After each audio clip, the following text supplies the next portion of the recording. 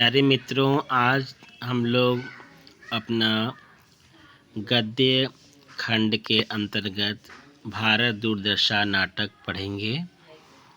तो नाटक पढ़ने से पहले हम लोग भूमिका जान लें और भूमिका जानने से पहले लेखक परिचय भी जान लेते हैं।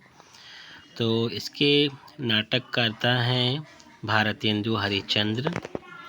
तो इनका परिचय जानते हैं हम लोग।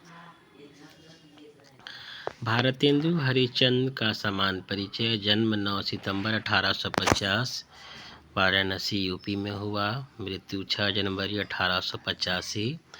आधुनिक हिंदी साहित्य के पितामह कहे जाने वाले हिंदी में आधुनिकता के पहले रचनाकार। मूल नाम है इनका हरिश्चंद्र। भारतेंदु इनकी उपाधि थी। भाषा ब्रज, अवधी और खड़ी बोली, परंतु खड़ी बोली के समर्थक के रूप में इनको देखा गया है। काल है आधुनिक काल। विधा नाटक, काव्य कृतियाँ, अनुवाद और निबंध संग्रह। विषय आधुनिक हिंदी साहित्य। प्रमुख कृतियाँ हैं अंधेर नगरी, भारत दुर्दशा, वैदिक हिंसा, हिंसा न भवति, नील देवी, प्रेम प्रलाप। भारतेंदु हरिश्चंद्र का सामान्य परिचय। हिंदी में नाटकों का प्रारंभ भारतेंदु हरिश्चंद्र से माना जाता है। हिंदी को राष्ट्रभाषा के रूप में प्रतिष्ठित करने की दिशा में उन्होंने अपनी प्रतिभा का उपयोग किया। उन्होंने रीतिकाल की विकृत सामंती संस्कृति की पोशाक वृत्तियों को छोड़कर स्वस्थ परंपरा की भूमि अपनाई और नवीनता के बीज बोए।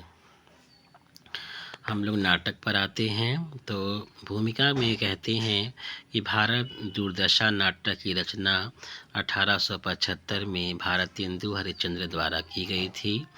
भारत दुर्दशा के सभी पात्र प्रतीकात्मक हैं, जैसे भारत दुर्दैव, मदिरा, लोभ, अहंकारी, सत्यानाश और फौज।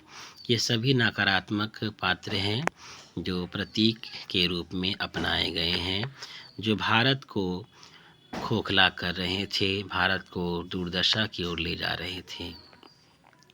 भारतेंदु का यह नाटक अपनी योगीन समस्याओं को उजागर करता है और इसका समाधान भी करता है। भारत दुर्दशा में कवि ने अपने सामने प्रत्यक्ष दिखाई देने वाली वर्तमान लक्ष्यहीन पतन की ओर उन्मुख भारत का वर्णन किया है। नाटककार के लिए भारत की परतंत्रता से ज़्यादा भारतीय समाज की पतोन्मुखता शोचनीय है। भारत दुर्दशा नाटक। भारतेंदु ऐसे समय में आए जब अंग्रेजी शासन और नवाबी राज्यों में हिंदुओं का सम्मान सुरक्षित नहीं था। उनका धर्म अपनी रक्षा के लिए तरस रहा तथा हिंदुओं ने अपने धर्म की रक्षा के कई प्रयत्न किए, किंतु वह असफल रहे। पूर्व का समय मुगलों का था, जो मुस्लिम थे। उन्होंने अपने धर्म का प्रचार प्रसार किया, हिंदुओं का धर्म बलात् परिवर्तन कराया। हिंदू स्त्रियों का गौरव भी संकटग्रस्त था।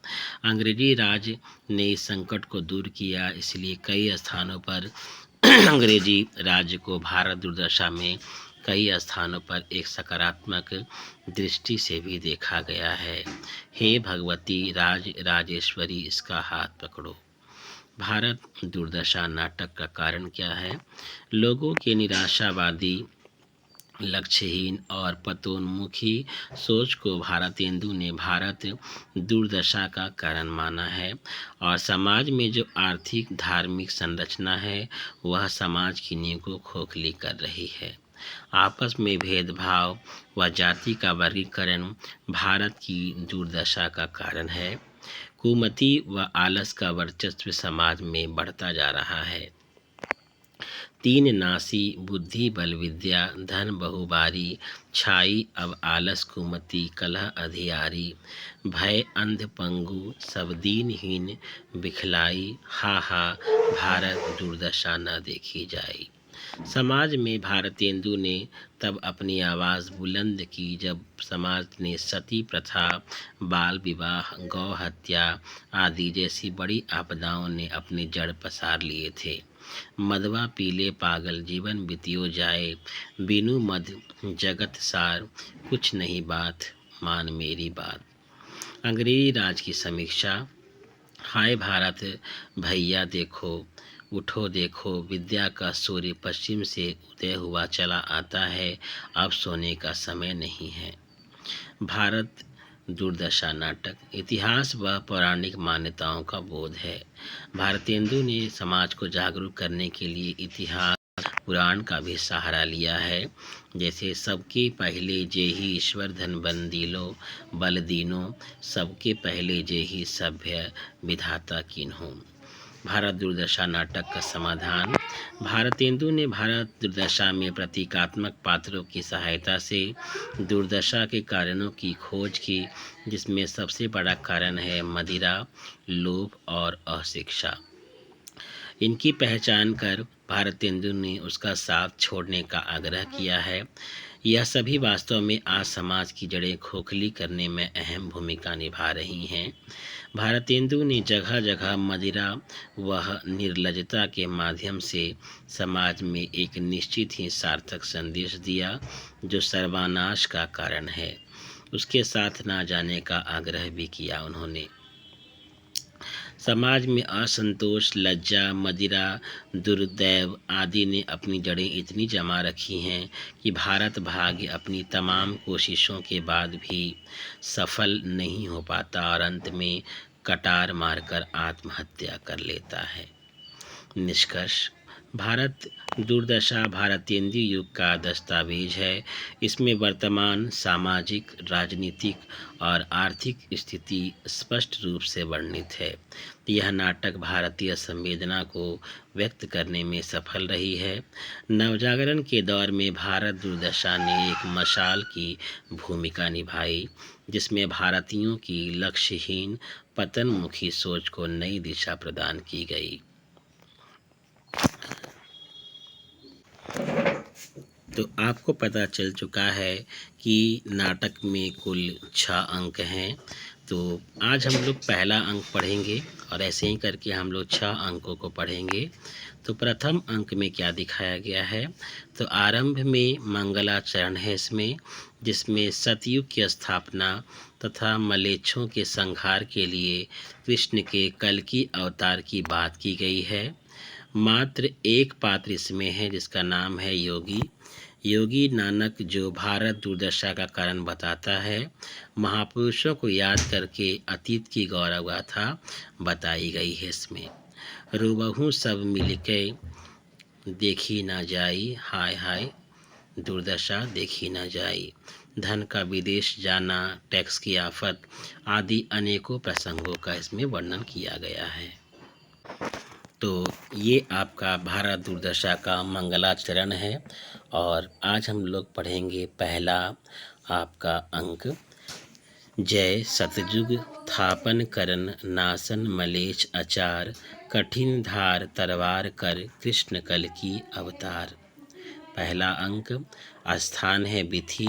एक योगी गाता है। मैंने बताया कि पहले अंक में केवल एक पात्र है जिसका नाम योगी है और वह गाता है, लावणी गाता है। क्या गाता है? रोवहूँ सब मिलके आवहूँ भारत भाई, हा हा भारत दुर्दशा न देखी जाई। ध्रुव। सबके पहले जेहि ईश्वर धन बल दीनो, सबके पहले जेहि सभ्य विधाता कीनो, सबके पहले जो रूप रंग रस भीनो, सबके पहले विद्या फल जिन गही लीनो, अब सबके पीछे सोई परत लखाई, हा हा भारत दुर्दशा न देखी जाई। जहाँ भय साक्य हरिचंद्रु, नहुषु या तहाती, जहाँ राम युधिष्ठिर वासुदेव सरियाती, जहाँ भीम कर्ण अर्जुन की छटा दिखाती, तहाँ रही मूढ़ता कलह अविद्या राती। अब जहाँ देखहूँ तह दुखहूँ दुख दिखाई, हा हा भारत दुर्दशा न देखी जाई। तो भावार्थ में बताया गया है योगी के द्वारा जो है कि योगी जो है वह बताता है कि भारत की जो दशा है वर्तमान समय में वह मुझसे देखी नहीं जाती। यही वो भारत है जहाँ कई ईश्वरों ने अवतार लिया। यही वो भारत है जो सबसे पहले सभ्य बना और जिसने दोनों को सभ्य किया, सभी संसार को सभ्य बनाया, शिक्षा दी, विश्व गुरु बना। यही वो भारत है जिसने सबको विद्या का फल प्रदान किया, विद्या बांटी। लेकिन आज यही भारत जो है सबसे पीछे हो गया। यही वो भारत है जहाँ हरिश्चंद्र जैसे नायक, हरिश्चंद्र जैसे वीर, राम जैसे ईश्वर, युधिष्ठिर जैसे वीर, वसुदेव जैसे वीर, भीम, कर्ण, अर्जुन जैसे वीरों ने अपनी छटा दिखाई थी। लेकिन आज वही भारत है जो मूर्खों का साम्राज्य बना हुआ है। अब जहाँ देखो वहाँ दुख दिखाई देता है। हा हा भारत दुर्दशा न देखी जाई। लरी वैदिक जैन डुबाई पुस्तक सारी, करी कलह बुलाई जवन सैन पुनि भारी। तिन नासी बुद्धि बल विद्या तन बहु मारी, छाई अब आलस कुमति कलह अधियारी। भय अधपगु सब दीनहीन बिखलाई, हा हा भारत दुर्दशा न देखी जाई। अंग्रेज राज सुख साज सबे सब भारी, पैदन विदेश चली जात इहे अति ख्वारी। ताहु ते महंगी काल रोग विस्तारी, दिन दिन दुने दुख इस देत हाहारी। सबके ऊपर टिक्कस की आफत आई, हा हा भारत दुर्दशा न देखी जाई। तो इसका भाव है कि यही वो स्थान है जहाँ पर वेदों का प्रचार हुआ, वेदों को लिखा गया। लेकिन आज वही ये संसार है, आज यही वो भारत है जहाँ पर अविद्या के कारण से लोगों की बुद्धि भ्रष्ट हो गई है, जहाँ चारों तरफ आलस है, कुमति है, कलह है और अंधियारी है। यही वो भारत है जिसने सबको विद्या दिया, लेकिन आज खुद अविद्या से ये त्रस्त है। भय अधपगु सब दीनहीन बिखलाई, यहाँ पर सभी के सभी अंधे बने हुए हैं और सभी दीनहीन दिखलाई देते हैं। हा हा भारत दुर्दशा न देखी जाए। अंग्रेज राज सुख साज सबे सब भारी, पैधन विदेश चली जाती है अति ख्वारी। यही वो अंग्रेज़ हैं जो भारत में आए थे और आते ही उन्होंने भारत पर अपना साम्राज्य स्थापित कर लिया और हमारे सभी चीज़ों को दूसरी जगह विदेश भेजने लगे और हमें धीरे धीरे धीरे धीरे खोखला करने लगे। ताहू पे महंगी काल रोग विस्तारी, दिन दिन दुने दुख इस देत हाहारी। सबके ऊपर टिकस की आफत आई। टिकस अर्थात आपकी कर की बात की जा रही है कि कर लगाया जाने लगा हमारे देश में, और मुगल साम्राज्य की समाप्ति के बाद जो है भारत की दशा और बिगड़ती गई। नाटक के दूसरे अंक में भारत, निर्लजता व आशा नामक 3 प्रतीकात्मक पात्र को दिखाया गया है। तीसरे अंक में भारत, निर्लजता, आशा नामक 3 प्रतीकात्मक पात्रों को दिखाया गया है। नायक भारत जो है शमशान में जाकर भारत के वैभव को नष्ट होता देखता है और महारानी विक्टोरिया से भारत को बचाने की उम्मीद करता है। वह बताता है, अर्थात नायक भारत बताता है कि किस तरह 20 करोड़ लोग होते हुए भी वह अनाथ है, अर्थात भारत अनाथ है। भारत मूर्छित हो जाता है तथा निर्लजता व आशा उसके पास चली आती है। दूसरा अंक, स्थान शमशान, टूटे फूटे मंदिर। इसमें आपको कौआ, कुत्ता, सियार घूमते हुए अस्थि इधर उधर पड़ी है, अर्थात दृश्य दिखाया गया है जहाँ बहुत सारे कुत्ते हैं, बहुत सारे कौवे, सियार हैं जो अस्थियों के यानी हड्डियों के इधर उधर जो अस्थियां पड़ी हुई हैं उधर घूम रहे हैं। और इतने में नाटक के मंच पर भारत का प्रवेश होता है। भारत कहता है, भारत का संवाद है, हाँ यह वही भूमि है जहाँ साक्षात भगवान श्री कृष्ण चंद्र के दूतत्व करने पर भी विरोध दुर्योधन ने कहा था, सुचग्र नैव दास्यामि बिना युद्धेन केशव। और आज हम उसी भूमि को देखते हैं कि शमशान हो रही है। अरे यहाँ की योग्यता, विद्या, सभ्यता, उद्योग, उदारता, धन, बल, मान, दृढ़ चित्तता, सत्य सब कहाँ गए? अरे पामर जयचंद्र, तेरे उत्पन्न हुए बिना मेरा क्या डूबा जाता था। हाय, अब मुझे कोई शरण देने वाला नहीं। भारत रोता है, मात राज राजेश्वरी विजयनी, मुझे बचाओ, अपनाए की लाज रखो। अरे देव ने सब कुछ मेरा नाश कर दिया, पर अभी संतुष्ट नहीं हुआ। हाय, मैंने जाना था कि अंग्रेजों के हाथों में आकर हम अपने दुखी मन को पुस्तकों से बहलावेंगे और सुख मानकर जन्म बितावेंगे, पर दैव से वह भी ना सहा गया। हाय, कोई बचाने वाला नहीं। गीत। को नहीं पकड़त मेरो हाथ, 20 कोटि सुत होत फिरत मैं, हा हा होय अनाथ। जाकी शरण गहत सोई भारत, सुनत न को दुख गाथ। दीन बनियो इत सो उत, डोलत टकरावत निज माथ। दिन दिन विपत्ति बढ़त, सुख छीजत देव कोई न साथ। सब विधि सुख सागर में डूबत, धाई उबारो नाथ। 30 वर्ष से प्रार्थना करता है भारत और कहता है कि कोई मेरा हाथ पकड़ने वाला, कोई मेरा साथ देने वाला नहीं है। 20 करोड़ों लोगों में मैं अनाथ हूँ, कोई मेरी सहायता करने वाला नहीं, अर्थात भारत की कोई सहायता करने वाला नहीं है। अपनी विपत्ति का बखान करते हुए भारत करता है कि दिन प्रतिदिन जो है विपत्तियाँ बढ़ती जा रही हैं, मेरा शरीर कमज़ोर होता जा रहा है। सबको अपनी विपत्ति बताता है, लेकिन कोई भी सुनने को तैयार नहीं होता है। फटे कपड़े पहने, सिर पर अर्ध किरीट, हाथ में टेकने की छड़ी, शिथिल अंग। किसके अंग को दिखाया गया है? भारत। अब नेपथ्य में गंभीर और कठोर स्वर में, नेपथ्य अर्थात पीछे से, अभी भी तुझको अपने नाथ का भरोसा है, खड़ा तो रह।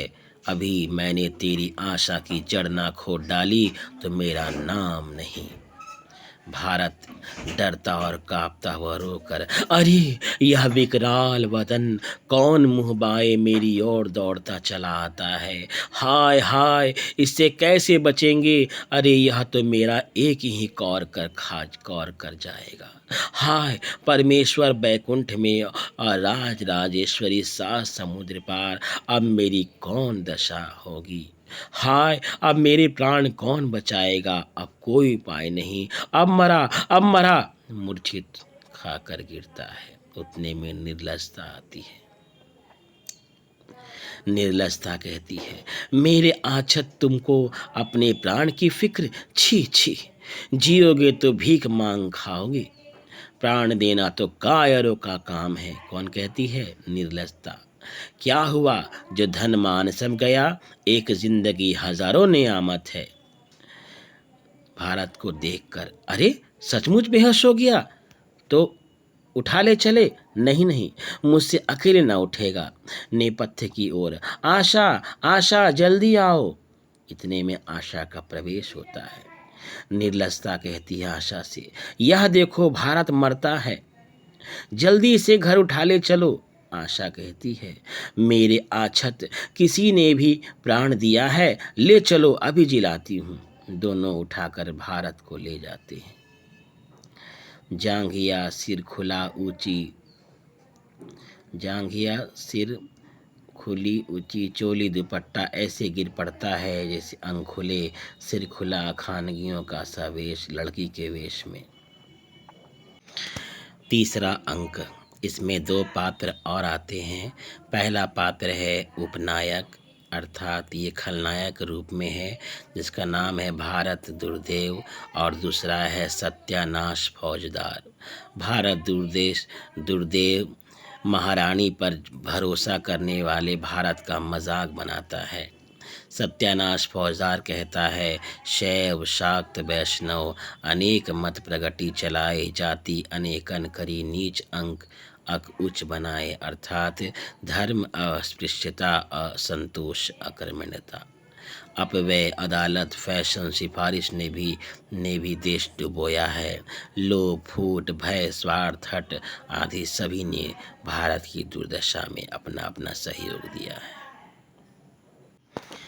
तीसरा अंक, स्थान मैदान। फौज के डेरे दिखाई देते हैं। इतने में भारत दुर्दैव आता है, जो खलनायक के रूप में है। भारत दुर्दैव कहता है, कहाँ गया भारत मूर्ख, जिसको अब भी परमेश्वर और राज राजेश्वरी का भरोसा है। देखो तो अब इसकी क्या क्या दुर्दशा होती है। नाचता और गाता हुआ, अरे उपजा ईश्वर कोप से और आया भारत बीच। छार खार सब हिंद करूं, मैं तो उत्तम नहीं नीच। मुझे तुम सहज ना जानो जी, मुझे एक राक्षस मानो जी। कौड़ी कौड़ी को करूं मैं सबको मुहताज। भूखे प्राण निकालूं इनका मैं तो सच्चा राज। काल भी लाऊं महंगी लाऊं और बुलाऊं रोग। पानी उल्टा कर बरसाऊं, छाऊं जग में सोग। फूट बैर और कलह बुलाऊं, ल्याऊं सुस्ती जोर। घर घर में आलस फैलाऊं, छाऊं दुख घन घोर। काफिर काला नीच पुकारूं, तोड़ू पैर और हाथ। दूं इनको संतोष खुशामद, कायरता भी साथ। मरी बुलाऊं देश उजाड़ूं, महंगा करके अन्न। सबके ऊपर टिकस लगाऊं, धन है मुझको धन। मुझे तुम सहज ना जानो जी, मुझे एक राक्षस मानो जी। तो ये जो कथन है ये भारत दुर्दैव का है और कहता है कि मैं धीरे धीरे धीरे धीरे भारत को समाप्त कर दूंगा और लोगों को एक एक पैसे के लिए मोहताज कर दूंगा। भारत का दुर्दैव अर्थात भारत की बुरी परिस्थिति कहती है। भूखे प्राणों के प्राण निकालूंगा और मैं ऐसा समय लाऊंगा कि सभी चीज़ें महंगी हो जाएंगी और मैं रोगों को बीमारियों को भुला भुला कर लाऊंगा। और कभी भी बारिश ना हो, मैं कुछ ऐसा इंतज़ाम करूंगा। मैं कलह बुलाऊंगा, सबको आलस से मैं चित्त कर दूंगा। घर घर में मैं आलस फैलाऊंगा और दुख घनघोर लेकर आऊंगा। सबके पैर हाथ सबके मैं तोड़ दूंगा, सबको निसहाय कर दूंगा और कायरता भर भर कर लोगों के मन में मैं भर दूंगा। अब और इस देश को मैं उजाड़ दूंगा, इतना महंगा कर दूंगा यानी कि लोग खा ना पाएंगे और सबके ऊपर मैं टैक्स लगा दूंगा। तुम मुझे सहज ना जानो, मैं तो क्या हूँ, एक राक्षस। नाचता हुआ कौन आता है? भारत दुर्दैव आता है। अब भारत कहाँ जाता है? ले लिया है, एक तस्सा बाकी है। अब की हाथ में वह भी माफ है, भला हमारे बिना ऐसा कौन कर। क्रूर आधा तिस्तानी आधा मुसलमानी वेश में हाथ में नंगी तलवार लिए कौन आता है? भारत दुर्दैव। कौन कर सकता है कि अंग्रेजी अलम अमलदारी में भी हिंदू ना सुधरे। लिया भी तो अंग्रेज से अवगुण। हा हा हा। कुछ पढ़े लिखे मिलकर देश सुधारना चाहते हैं। हा हा हा हा। एक चने से भाल फोड़ेंगे। ऐसे लोगों को दमन करने को मैं जिले के हाकिमों को ना हुक्म दूंगा कि इनको डिसयाल्टी में पकड़ो और ऐसे लोग को हर तरह से खारिज करके जितना भी हो बड़ा मेरा मित्र हो उसको उतना बड़ा मेडल खिताब दो। हैं हमारी पॉलिसी के विरुद्ध उद्योग करते हैं। मूर्ख, यह क्यों? मैं अपने फौज ही भेज के ना सब चौपट करता हूँ। नेपथ्य की ओर देखता है। अरे कौन है? सत्यानाश, फौजदार को तो भेजो। नेपथ्य में से जो आज्ञा का शब्द सुनाई पड़ता है। देखो मैं क्या करता हूँ, किधर किधर भागेंगे। सत्यानाश फौजदार आते हैं नाचता हुआ। ये जो दिया हुआ पंक्ति सत्यानाश फौज का है वो कहता है, हमारा नाम है सत्यानाश, आए हैं राजा के हम पास। धर के हम लाखों ही भेष, किया चौपट यह सारा देश। बहुत हमने फैलाए धर्म, बढ़ाया छुआछूत का कर्म। होके जयचंद हमने एक बार खोल ही दिया हिंद का द्वार। हलाकू चंगे जो तैमूर, हमारे अदना अदना सूर। दुरानी अहमद नादिर शाह, फौजों के मेरे तुच्छ सिपाह। है हम में तीनों कल बल छल, इसी से कुछ नहीं चलती सकती चल। पिलावे हम खूब शराब, करेंगे सबको आज खराब। तो ये जो संवाद है ये सत्यानाश फौजदार का है, जो सत्यानाश करता है भारत का। तो कहता है कि मेरा नाम सत्यानाश है और हमने लाखों वेश बनाए हैं और इस देश को हमने क्या कर दिया है, चौपट कर दिया है। हमने बहुत सारे अधर्म धर्म फैलाए हैं, छुआछूत बढ़ाया है, धार्मिक जाति भेदभाव फैलाया हमने, और हमने जो है कई बार जो है अंग्रेज़ों को और कई मुसलमानों को अपने घर में प्रवेश करने दिया है। यहाँ तक कि उन्होंने नाम भी ले लिया अहमद का, नादिर शाह का, तैमूर का, चंगेज़ खां का। है हमने तीनों कल बल छल, हमें तीनों चीज़ें हैं कल बल छल, इसी से कुछ नहीं सकती चल, और इस कारण से किसी का कुछ मेरे ऊपर बस नहीं चलता है। पिलावेंगे हम खूब शराब, करेंगे सबको आज खराब, और हम लोग शराब पिला पिला कर सबको खराब कर देंगे। इतने भारत दुर्देव का संवाद आता है, कहता है आहा सत्यानाश जी आए, आओ देखो अब फौज को हुक्म दो कि हम लोग मिलकर चारों ओर से हिंदुस्तान को घेर ले, जो पहले से घेरे हैं उनके सिवा औरों को भी आज्ञा दो कि बढ़ चले। सत्यानाश फौज कहता है महाराज इंद्रजीत सन जो कछु भाखा, सो जन जहूँ जनु पही लही करी राखा। जिनको आज्ञा हो चुकी है वे तो अपना काम कर ही चुके हैं, जिसको जो हुक्म हुआ हो कह दिया जाए।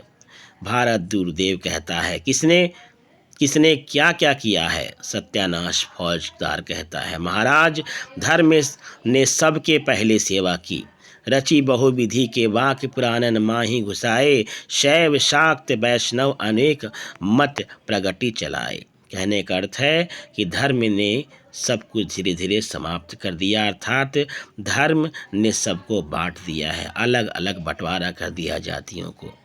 जाति अनेक करी नीच अरु ऊंच बनायो, खान पान सबद सबन सो बरजी जुड़ा छुड़ायो। जन्म पत्र विधि मिले ब्याह नहीं होते होन देत, अब बालकन में ब्याही प्रीति बल नाश कियो सब।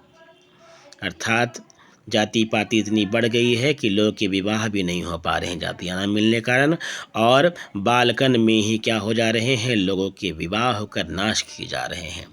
करी कुलीन के बहुत ब्याह बल भीरज मारियो, विधवा ब्याह निषेध कियो व्यभिचार प्रचारियो।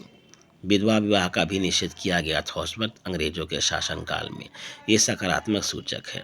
रोकी बिलायत गमन ऊपर मड़ुक बनायो, औरन को संसर्ग छुड़ाई प्रचार घटायो, बहु देवी देवता भूत प्रेतादि पुजाई, ईश्वर सो जब विमुख किए हिंदू घबराई। भारत दुर्देव कहता आहा हा हा हा हा शाबाश शाबाश, हाँ और भी कुछ धर्म ने किया। सत्यानाश फौजदार कहता हाँ महाराज और भी बहुत कुछ किया धर्म ने। अपरस 16 छूत रची, भोजन प्रीति छुड़ाई, किए 3 13 सबे चौका चौका लाई।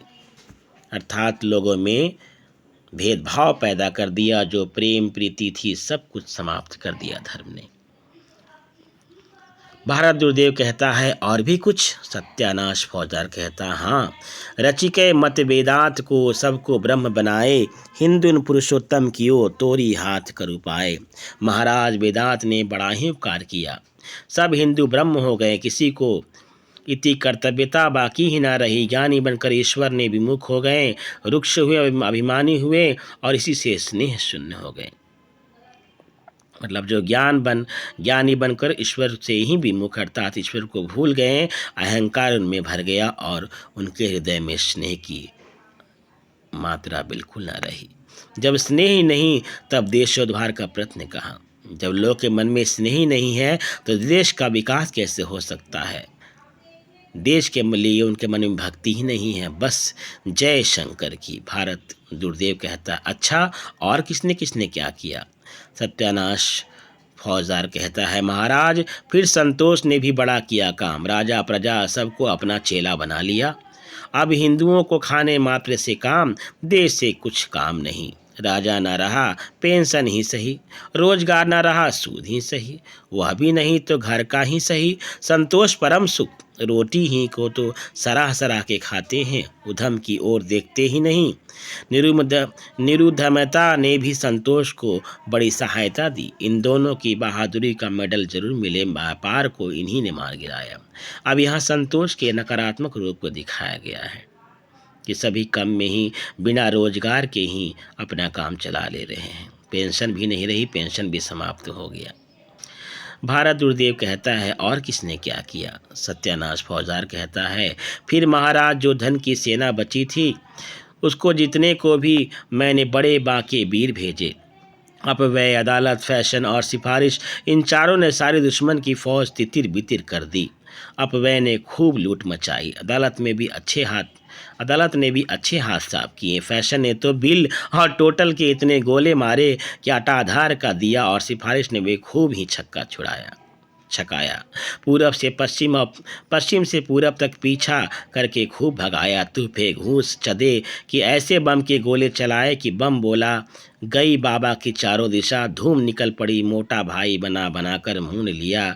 एक तो खुद ही सब पर पड़िया के ताऊ, उस पर चुटकी बजी, खुशामद हुई, डर दिखाया। बराबरी का झगड़ा हुआ, बाएं धाएं गिनी गई, वर्णमाला कठर कठर कराई।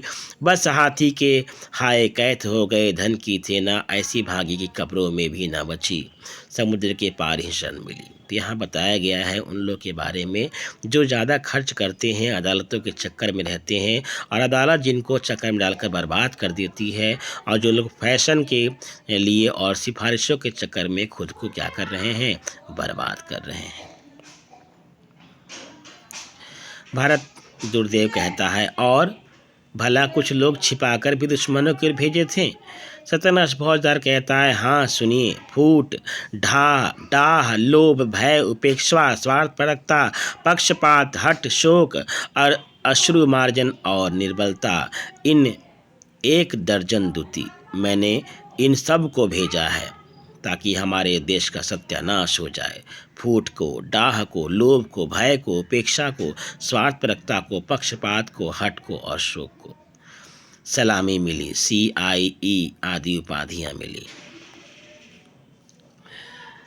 और दूतों को शत्रुओं की फौज में हिला मिलाकर ऐसा पंचामृत बनाया कि सारे शत्रु बिना मारे घाटा पर के गरुड़ हो गए। फिर अंत में भिन्नता आ गई, इसने ऐसा सबका काई की तरह फाड़ा कि भाषा, धर्म, चाल, व्यवहार, खाना पीना सब एक योजन पर अलग अलग कर दिया। अब आवे बच्चा एक, देखे आही कि क्या करते हैं। अर्थात मैंने सबको अलग कर दिया। जो भारत की अपनी भाषा थी, धर्म थी, व्यवहार था, खान पान था, मैंने सबको उनसे दूर कर दिया। भारत दुर्देव कहता, भला भारत का सस्य नामक फौजदार अभी जीता है कि मर गया? उसकी पत्नी कैसी है? सत्यानाश फौजदार कहता है कि महाराज, उसका बल तो आपकी अतिवृष्टि और अनावृष्टि नामक फौजों ने बिल्कुल तोड़ दिया। लाही, कीड़े, टिड्डी और पाला इत्यादि सिपाहियों ने खूब ही सहायता की। बीच में नील ने भी नील बनकर अच्छा लंका दहन किया। अर्थात यहाँ उनकी बात की गई है जो हमारे देश में रहकर ही हमारे साथ देशद्रोह करते हैं। भारत दुर्दशा कहता है, वाह वाह, बड़े आनंद की बात सुनाई। तो अच्छा, तुम जाओ, कुछ परवाह नहीं, अब ले लिया है, बाकी साकी अभी सपराए डालता हूँ। अब भारत कहाँ जाता है? तुम होशियार रहना, और रोग, महर्ग, कर, मध्य, आलस और अंधकार को जरा क्रम से मेरे पास भेजो। मतलब जाओ तुम अब, और जाकर इन सब को मेरे पास बारी बारी से भेजो। किसी रोग को, महर्ग को, कर को, मध्य को, आलस को और अंधकार को। सत्यानाश फौजदार की जो आज्ञा महाराज। भारत दुर्देव कहता है, अब उसको कहीं शरण ना मिलेगी। किसको? भारत को। धन, बल और विद्या तीनों गई, अब किसके बल कूदेगा वो, हैं? अब भारत के पास तीनों नहीं है, ना धन है, ना विद्या है, ना बल है।